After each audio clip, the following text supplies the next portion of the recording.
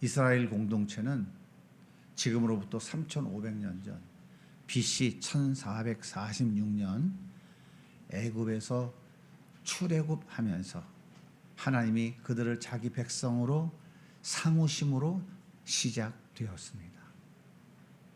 그리고 400년이 지난 1050년경 사울이 왕으로 등극하면서 이스라엘 국가가 드디어 시작된 것입니다. 다윗 시대, 솔로몬 시대를 지나면서 이스라엘은 가장 풍요로운 전성기를 맞게 되었습니다. 솔로몬의 아들 르호보암 시대에 나라가 남북으로 갈라졌어요. 참 안타까운 일이죠. 그리고 330년 후인 BC 722년에 북이스라엘은 아수르에 의해서 나라가 멸망하고 맙니다. 그리고 130년 지난 BC 586년에 남아있던 남유다도 바벨론에 의해서 완전히 멸망하게 됩니다. 하나님이 세운 나라가 멸망을 했어요. 성전은 불탔어요. 왕은 사라졌어요. 백성들은 다 포로로 잡혀갔어요. 그래서 사람들이 말합니다. 하나님 우리를 버렸다. 우리는 이제 끝이다. 우리의 미래는 전혀 소망이 없다. 그런데 하나님은 전혀 다르게 진단을 하십니다. 사람들은 바벨론을 보았지만 하나님은 이스라엘 백성들의 마음을 보셨어요. 왜 나라가 무너졌을까요? 왜 성전이 불탔을까요? 왜 하나님의 백성이 포로가 되었을까요? 하나님은 그 원인이 바벨론이 아니라 이스라엘 안에 있다고 말씀하시고 계세요. 그러면 하나님이 보신 멸망의 원인이 무엇이었을까요? 오늘 말씀 에스겔 36장 17절과 18절입니다. 인자야, 이스라엘 족속이 그들의 고국 땅에 거주할 때에 그들의 행위로 그 땅을 더럽혔나니 그들이 땅 위에 피를 쏟았으며 그 의상들로 말미암아 자신들을 더럽혔으므로 내가 분노를 그들 위에 쏟았다라고 말해요. 하나님은 멸망의 원인이 바벨론 때문이라고 말하지 않습니다. 하나님 멸망의 원한이 바벨론의 군사력 때문이라고 말하지도 않아요. 경제력이라고도 말하지도 않아요. 하나님은 이스라엘이 멸망한 것은 죄 때문이라고 지금 말씀하고 계세요. 그들이 지은 죄를 지금 17절과 18절 말씀에 자세히 설명하고 있어요. 첫 번째가 뭡니까? 땅을 더럽혔다고 그래요. 땅을 더럽혔다. 땅을 더럽혔다는 얘기는 무슨 말이냐면 무지한 죄를 흘렸다 이런 말이에요. 그러니까 죄 없는 사람들의 그 피눈물을 쏟아내게 만든 것이 땅을 더럽혔다는 거예요. 이 땅은 누구의 땅입니까? 하나님의 땅인 거예요. 그래서 민수기 35장 33절에 보면 이렇게 말씀했어요. 너희는 너희가 거주하는 땅을 더럽히지 말라. 피는 땅을 더럽히나니. 하나님은 고아, 과부, 나그네에게 그들을 보호해 주라고 명령하셨어요. 그러나 이스라엘은 약자를 이용했습니다. 뇌물을 주고 재판을 뒤집었어요. 가난한 사람은 오라도 늘 졌어요. 빌린 돈을 갚지 못하면 땅을 뺏었어요. 그리고도 모자라면 자녀들을 종으로 뺏어갔어요. 정당한 대가를 주지 않았습니다. 하나님이 이것을 단순한 인간관계의 문제라고 말씀하고 있는 것이 아니라 하나님의 통치의 반역이라고 보셨어요. 그래서 하나님은 그들이 흘린 피, 그들이 흘린 눈물, 그들이 흘린 고통, 그 고통이 땅을 더럽혔다. 이것이 멸망의 원인이다라고 말씀하고 있는 거예요. 두 번째는 우상으로 더럽혔다 말이에요. 우상으로. 가나안 땅은 하나님의 땅입니다. 하나님의 땅에서 하나님의 백성들은 하나님만 예배하고 하나님만 섬기고 하나님만 기뻐하며 살아가는 거예요. 하나님의 어떤 우상도 섬겨서는 안 되고 다 버려야 됩니다. 그런데 얼마나 놀라운 일이냐. 성전 입구에, 하나님이 계시는 성전 입구에, 그 예루살렘 성전 입구에 우상을 세워놨어요. 장로들은 성전 안에서 향을 피우고 우상을 섬겼어요. 장로 70명이라는 얘기는 이스라엘 백성들을 대표하는 70명을 말하는 거예요. 하나님께서 이스라엘 백성들을 시내산에서 언약을 맺을 때 장로들 70명을 산 위로 올라오라고 말씀하셨어요. 그들이 백성들의 대표인 거예요. 그러니까 백성들의 대표라고 하는 장로들이, 즉 이스라엘 백성들이 하나님의 성전 안에서 향을 피우고 우상을 섬기고 있는 이런 무지막지한 짓을 하고 있었던 거예요. 뿐만 아니라 에스겔 8장 16절에 보면 여인들은 담무스를 위해서 애곡했어요. 담무스는 어떤 신이냐? 가나안 땅에 흔했던 바알과 아세라, 풍요와 다산의 신이에요. 이 담무스라고 하는 신은 당시 바벨론 제국에서 섬겼던 우상이었던 거예요. 그것을 갖다가 하나님의 성전 예루살렘 성전에서 지금 섬기고 있어요. 그들을 위해서 이 여인들이 애곡하고 있다는 거예요.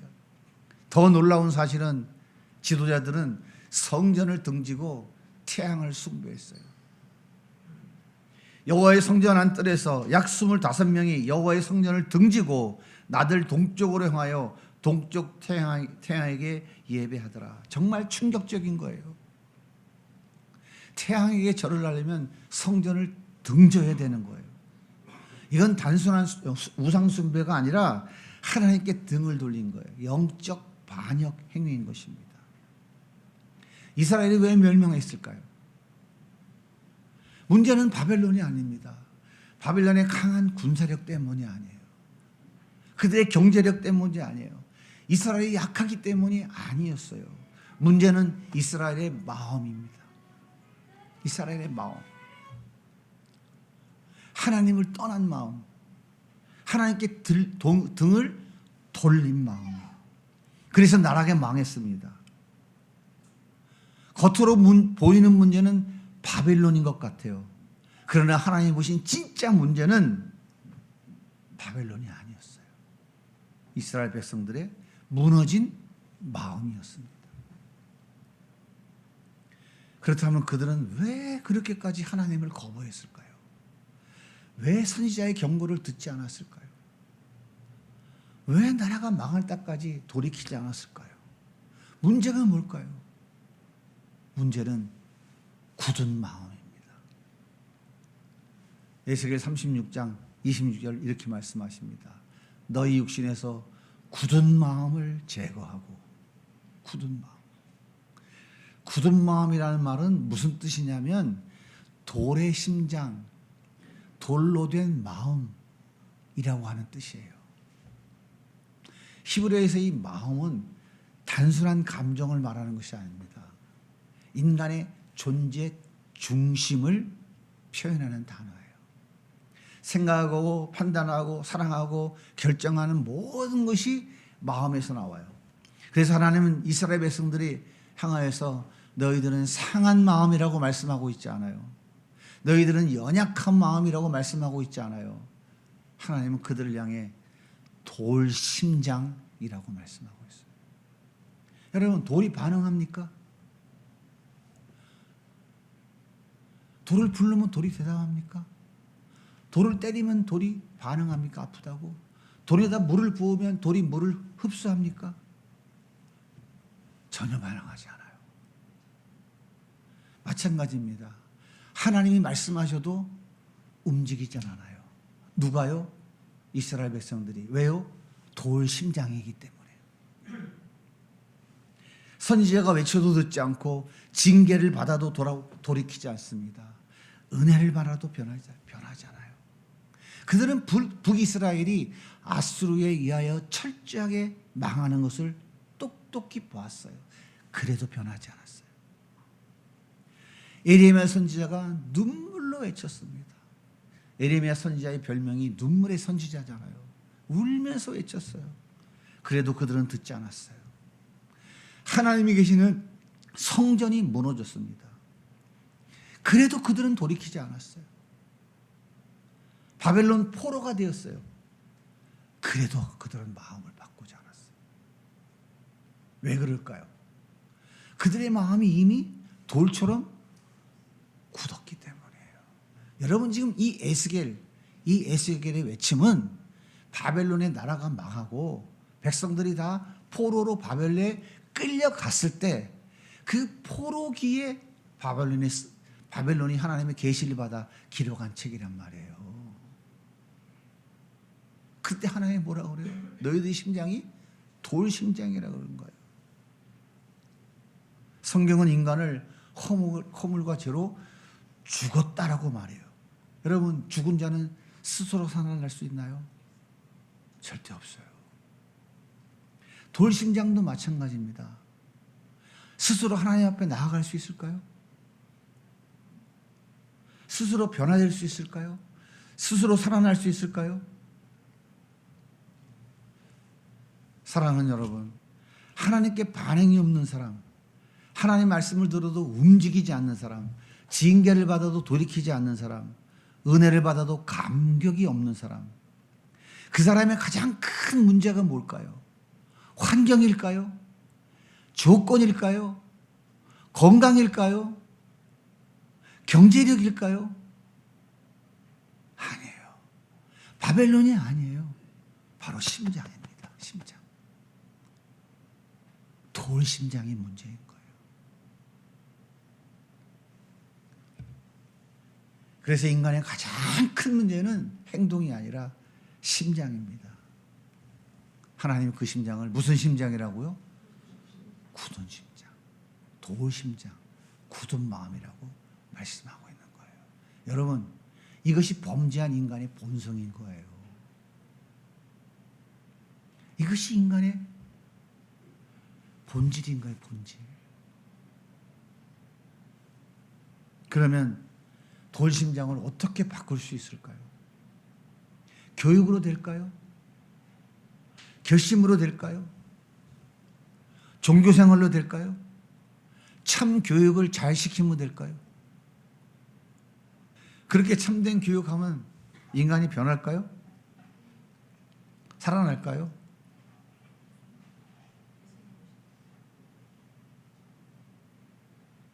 나머진 같은 감독관이 수백 명, 수천 명, 수만 명 생긴다고 아이들이 변화가 일어날까요?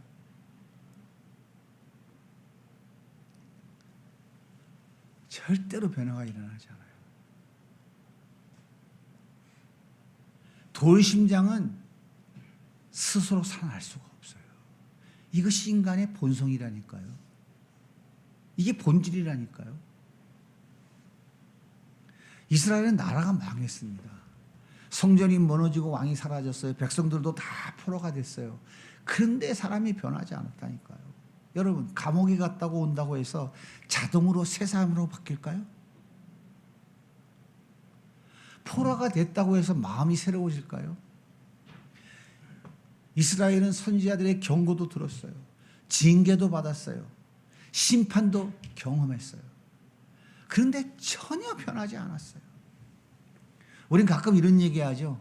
저 인간 크게 한번 당해봐야 정신 차리지. 성경은 뭐라고 하시는지 아세요? 아무리 크게 당해도 인간은 변하지 않는다. 이게 성경이 말하고 있는 진리인 거예요. 이스라엘은 아수르가 멸망하는 걸 봤다니까요. 하박국서에 하박국 선지자가 그 외치는 소리를 눈으로 봤다니까요. 밭에 식물이 없고 외양간 소가 없고 우리의 양과 염소가 없다 할지라도 외치는 그 엄청난 사건을 그들은 봤다니까요. 그래도 안 변했어요. 예루살렘은 하나님이 계시는 곳이라고요. 지성소 안에 하나님 계신다고요. 대제사장이 1년에 한 번 대속죄일에 지성소 안에 피를 갖고 들어가서 이스라엘 모든 백성들의 죄를 하나님께 회개하는 대속죄일에 1년에 딱 한 번 들어갔어요. 그 속에 들어갈 때에 죄가 눈곱만치라도 있으면 바로 거기서 죽었어요. 그래서 성경으로 정경으로 채택되지 않은 다른 책에 보면 대제사장은 대속죄일에 피를 갖고 지성소 안에 들어갈 때 밧줄로 묶고 들어갔대요. 제사장의 몸에는 딸랑딸랑 방울이 달렸는데 딸랑딸랑 소리가 안 나면 죽은 거라고 밖에서 끄지 못했다고 하는 거예요. 그 하나님이 계시는 성전이 철저하게 이방인들에 의해서 무너졌다니까요. 그런데도 그들은 변하지 않았어요. 왕이 눈이 뽑히고 쇠사슬에 묶여 끌려가는 것을 두 눈으로 봤어요. 그래도 변하지 않았어요. 가족들이 포로가 돼서 바벨론 그 먼 나라를 맨발로 걸어가는 것을 보았어요. 그래도 안 변했어요. 바벨론의 포로로 잡혀와서 인간 이하의 취급을 당하는 노예 고통을 겪으면서도 변하지 않았다고요. 오히려 하나님이 우리를 버렸다고 하나님을 원망했다니까요. 그런데 이스라엘은 실패만 경험한 민족이 아니에요. 다윗 시대에는 블레셋과 주변의 모든 나라들이 무릎을 꿇었어요. 아침에 눈을 뜨면 조공을 바치는 행렬이 예루살렘 시내로 수없이 들어오는 걸 봤어요. 솔로몬의 곡관에는 은금이 가득 찼어요. 성경은 뭐라고 그래요? 길거리에 발로 채이는 돌멩이가 금덩어리라고 얘기했어요. 솔로몬은 술잔부터 시작해서 밥숟가락까지 모든 집기를 다 금으로 만든 그릇을 썼어요. 정말 화려했어요. 세상의 많은 사신들이, 여러 나라의 많은 사신들이 예물을 들고 솔로몬을 만나기 위해서 줄을 서는 걸 봤다니까요. 엄청난 부와 번영을 누렸죠. 근데 놀라운 것은요, 실패해도 변하지 않았어요. 성공해도 변하지 않았어요. 징계를 받아도 변하지 않았고 축복을 받아도 변하지 않았어요. 나라가 망해도 변하지 않았고 포로가 돼도 변하지 않았어요. 왜 그럴까요? 환경이 사람을 바꾸지 못하기 때문이에요. 고난도 사람을 바꾸지 못해요. 성공하면 바뀔 것 같습니까? 천만의 말씀이에요. 안 바뀌어요. 서울대학 가면 바뀔 것 같아요? 보너스를 6억 받으면 바뀔 것 같아요? 하버드 대학을 가면 바뀔 것 같습니까?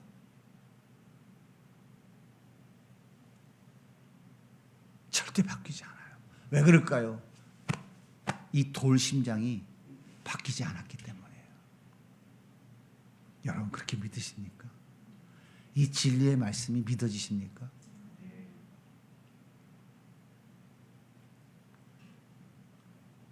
여러분 돌심장은 아무리 결심해도 살아나지 않습니다. 아무리 좋은 환경에 아무리 좋은 교재를 가지고 아무리 수준 높은 선생님이 교육을 해도 변하지 않아요. 변할 것 같아요? 여러분에게 제가 즐거운 시간을 안내해 드리겠습니다. 오늘부터 넷플릭스 참교육이라는 프로그램을 꼭 시청하시기 바랍니다. 도장을 제가 다음 주부터 찍어드리도록 하겠습니다. 다 보신 분에게는 소정의 상품을 드리도록 하겠습니다. 그 드라마에 나오는 내용은 빙산의 일각이에요. 그건 아무것도 아니에요. 빙산의 일각이라고요. 꼭 보세요. 꼭 보시고 오늘 설교를 3번만 다시 들어보세요. 인간이 어떤 존재인지를 알게 돼요. 절대 변하지 않습니다. 종교 생활을 아무리 잘해도 변하지 않아요. 3,000배 아니라 3만 배를 해도 절대 변하지 않습니다. 그래서 인간에게는 새 심장이 필요해요.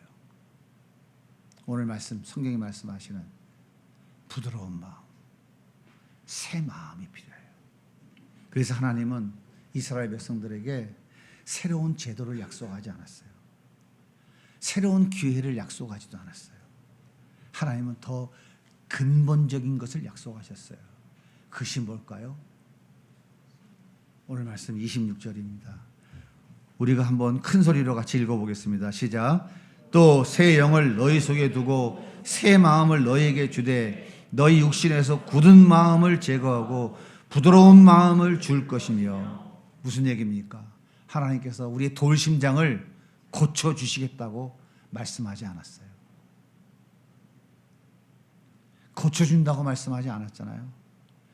망가진 심장을 수리해 준다고도 말하지 않았어요. 기능이 떨어진 심장을 좀 더 좋게 만들어 주겠다고 말씀하지도 않았어요. 하나님은 그 굳은 돌심장을 제거해 버리겠다고, 잘라내 버리겠다고 말씀하시는 거예요. 그리고 뭘 준다고요? 새 마음을 주시겠다고 말씀하시는 거예요. 치료가 아니라 수리가 아니에요. 우리 하나님은 돌심장을 떼어내고 새 심장 이식시켜 주시겠다는 거예요. 근데 놀라운 것은 말씀해 보세요.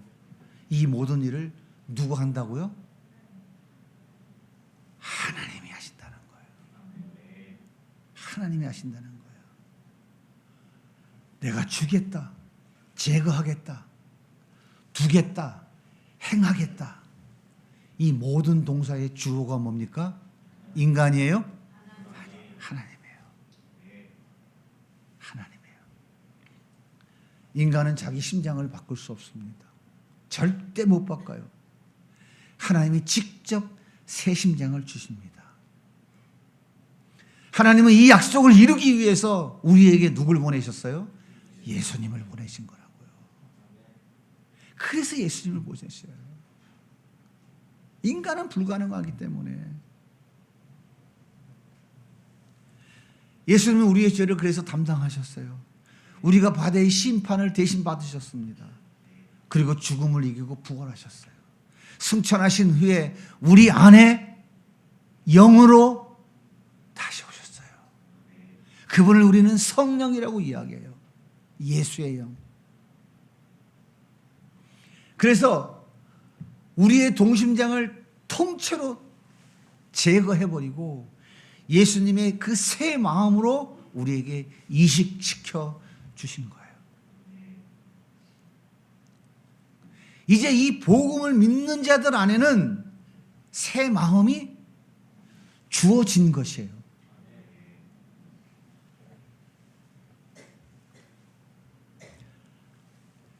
하나님이 새 마음을 주셨기 때문에 이제 하나님을 사랑할 수 있게 되는 거예요.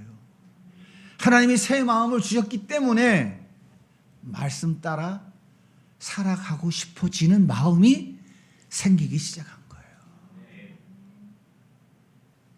여러분, 3,000배 한다고 되지 않아요. 방생한다고 되는 게 아니에요.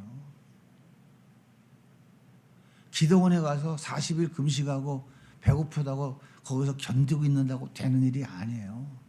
기도하는 게 나쁘다는 얘기를 하는 게 아니에요.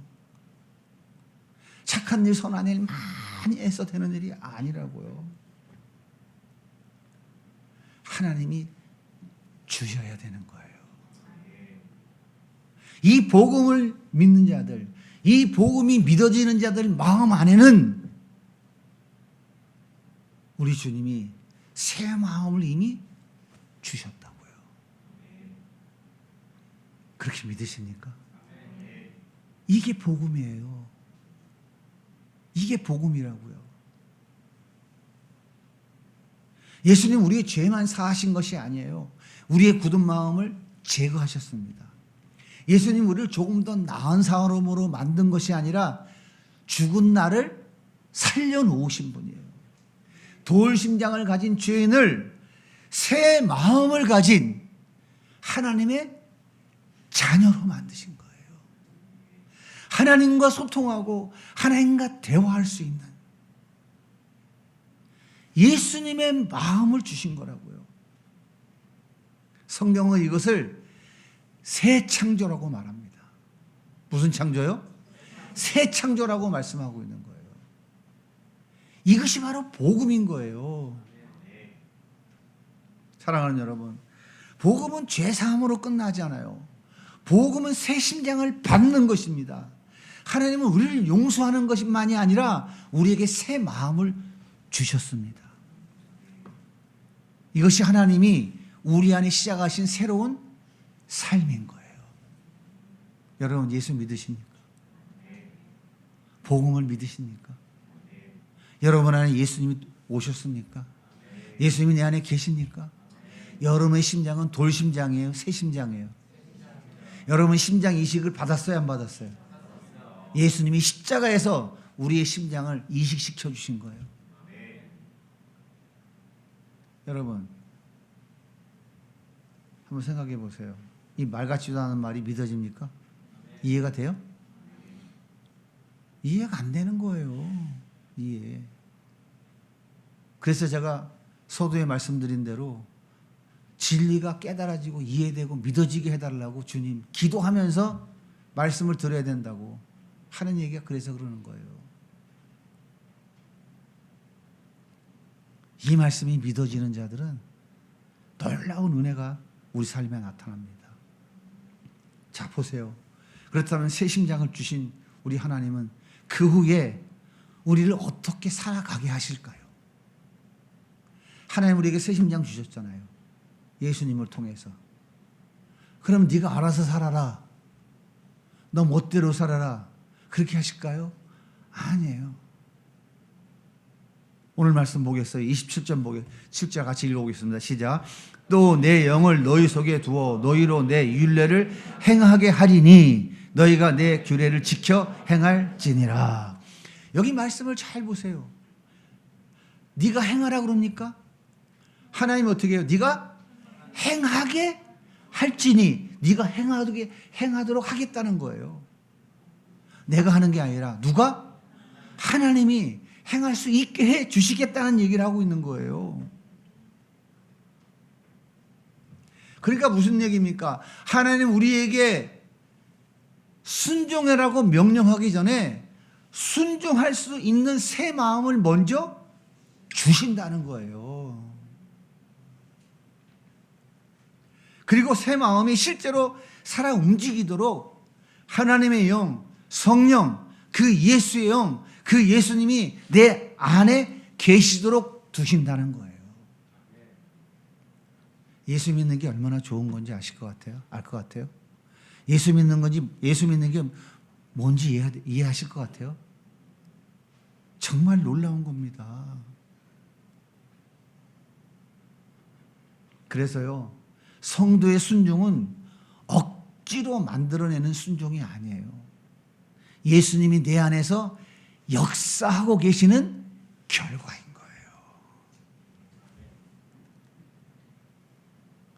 거예요. 저를 한번 따라해 보세요. 같이 한번 해보겠습니다. 성도의 순종은 억지로 만들어내는 순종이 아니다. 예수님이 내 안에서 역사하시는 결과이다. 여러분 이게 복음이에요. 이게 진리인 거예요. 내가 하는 것이 아니고 우리 주님이 새 마음 주셔서 행할 수밖에 없도록 내 안에 역사하신 그 결과가 내가 순종한 거예요. 사랑하는 여러분, 복음을 믿으셔요? 예수를 믿으세요? 하나님 나라를 기업으로 받으셨어요? 여러분 이제 돌심장을 가지신 분이 아니에요. 새 심장을 받았어요. 새 심장을 받으신 사람이에요. 예수님과 함께하는 사람인 거예요. 예수님은 말씀대로 살려고만 하지 않아요. 너 말씀대로 살아! 그렇게 명령만 하시는 분이 아니에요. 예수님 먼저 새 마음 주셨어요. 먼저 하나님의 자녀로 삼으셨어요. 그러므로 성도의 순종은 구원을 위한 순종이 아니에요. 성도의 순종은 구원받기 위한 순종이 아니에요. 구원받았기 때문에 나타나는 순종인 거예요. 구원의 은혜에 감사해서 나타나는 결과가 순종인 거예요. 구원의 은혜에 감사해서 나타난 결과가 예배이고 찬송이고 기도인 거예요. 헌신이고 봉사고 충성인 거예요. 생각해 보세요. 나를 위해 십자가를 지신 예수님, 나를 위해 하늘 영광을 버리고 마국간에 오신 예수님, 나를 위해 아버지 뜻에 순종하신 예수님, 그 예수님의 영광을 알고 그 예수님의 영광을 보고 그 예수님의 은혜를 경험한 사람이 그분을 사랑하지 않을 수 있을까요?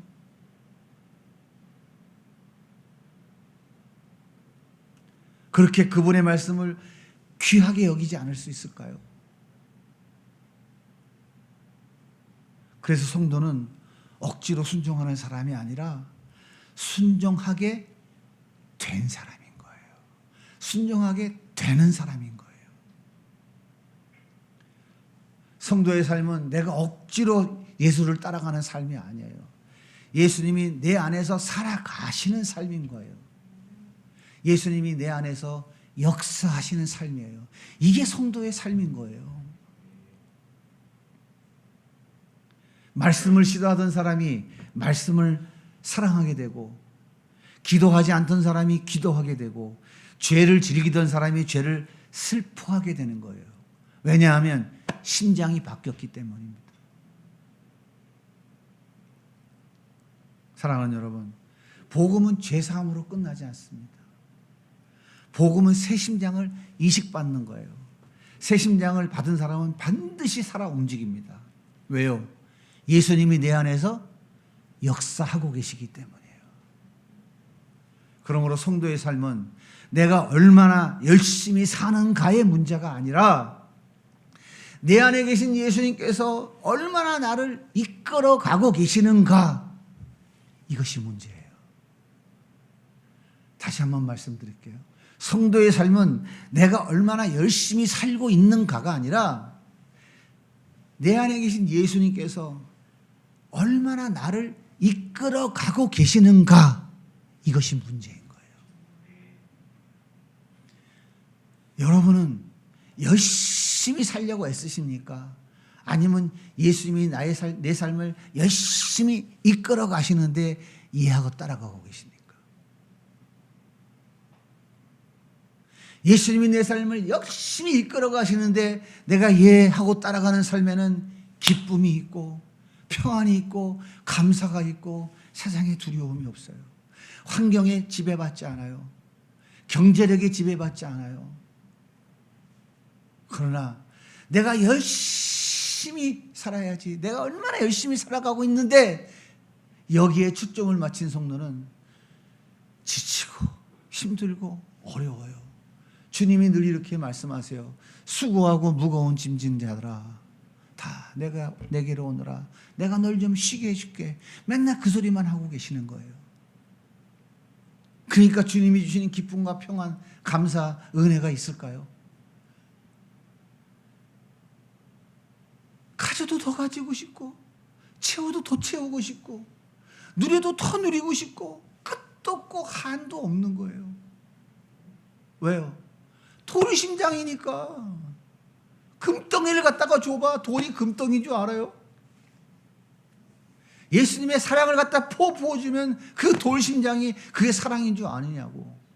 재수가 좋아서 됐거나 아니면 내가 열심히 뭔가를 했기 때문에 됐다고 착각하죠. 횡단수학을 창안하고 20년 동안 연구해온 남은기 선생님이 아무 조건 없이 무상으로 모든 자를 넘겨줬어요. 우연일까요? 지난 겨울방학 동안 안양 영광교회 목사님 사모님이 오셔서 우리 아이들에게 독서 논술 공부 방법을 잘 가르쳐줬어요. 우연히 생긴 일일까요? 독서 논술을 가르치다가 보니까 책 내용의 대부분이 한자라는 것을 깨달았어요. 한자에서 왔다는 것을 깨달았어요. 아, 안 되겠다. 그래, 아이들에게 올 여름방학에는 한자 공부를 시켜야 되겠다. 그래야 아이들이 문해력도 넓어지고 책을 읽어도 효과가 더 많겠구나. 그래, 한자 올 여름에 아이들 집중 가르쳐야 되겠다. 우연히 된 일일까요? 박보람 집사님이 1학기를 마치고 수업 공모전에서 대상을 받은 거 우연일까요? 우연이 아니에요. 우리 예수님께서 행하신 거예요. 예수님께서 길을 여신 거예요. 예수님께서 사람들의 마음을 움직이신 거예요. 우리는 단지 이끄시는 길을 따라갔을 뿐이에요. 아는 것 없죠. 능력 안 되잖아요. 그때 예수님이 이끄시는 대로 따라간 거예요. 제11회 더 행복 캠프는 누가 이끌어가고 계실까요? 예수님이 이끌어 가십니다. 우리는 따라가면 돼요. 따라가면 되니까 아무것도 안 하고 뒷짐지고 땅 쳐다면서 돌멩이 툭툭 차면서 이러고 따라가면 될까요?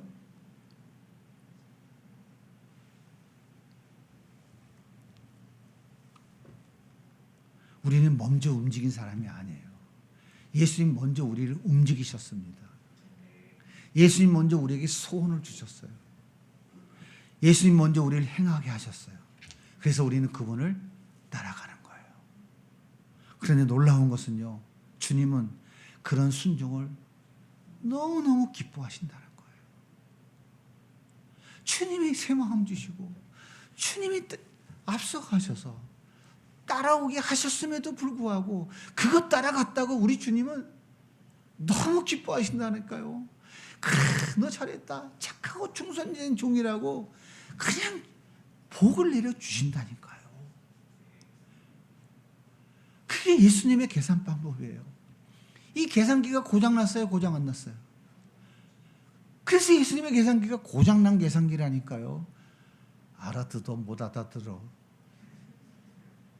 알아들어 못 알아들어요. 발음이 잘 안 나오네.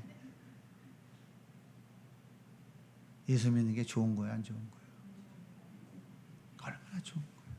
예수 믿는 게 진짜 복 받은 거라고요.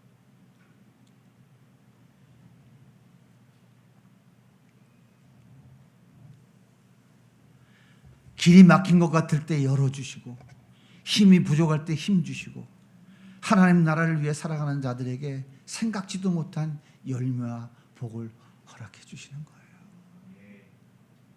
영문학 박사가 놀래서 전화 와가지고 정말 대단합니다, 목사님. 테솔 대학원에서도 와, 박보람 선생님이 아이들 가르치는 게 최고입니다.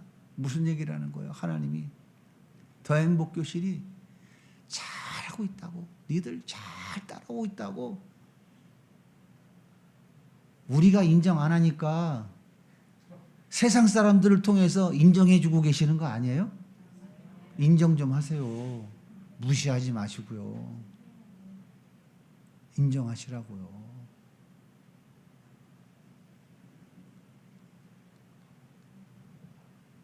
사랑하는 여러분, 오늘도 예수님께서 주신 새 마음으로 살아가시기 바랍니다.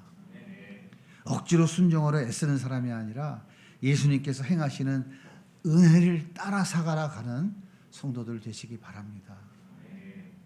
새 심장 주신 주님 따라 기쁨으로 가는 우리 세배전의 모든 가족들이 다 되기를 예수님의 이름으로 축복합니다.